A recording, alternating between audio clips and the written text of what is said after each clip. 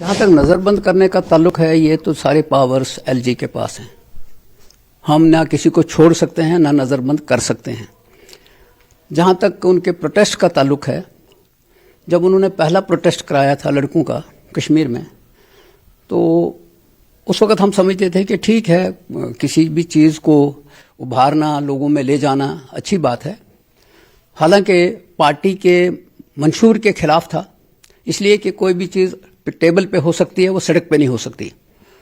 सड़क पे जो बात होती है वो टेबल पे नहीं होती। तो बहरहाल उसके बाद बड़ी पॉलिटिक्स हुई और जिस इशू के ऊपर वो आज प्रोटेस्ट करने वाले थे या कहते थे प्रोटेस्ट करना है, उस पर जम्मू कश्मीर की गवर्नमेंट ने बाज़ाब्ता फैसला ले लिया है।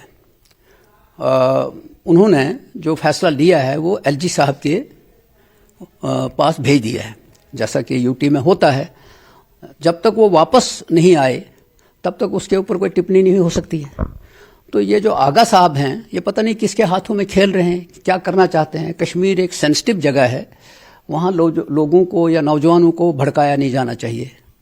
आसान होता है लोगों को ले जाना और सड़क पे खड़े कर देना, लेकिन उनको किसी लॉजिकल कंक्लूजन तक ले जाना बहुत मुश्किल होता है। तो अब जिस इशू के ऊपर वो बात कर रहे थे, उस इशू पे जब सब कमेटी बनी, सब कमेटी की रिपोर्ट कैबिनेट में गई, कैबिनेट ने फैसला लिया, अब इसका तो इंतजार करना चाहिए। उसके बाद ही क्या कहा जा सकता है कि ये दुरुस्त है कि ना दुरुस्त है।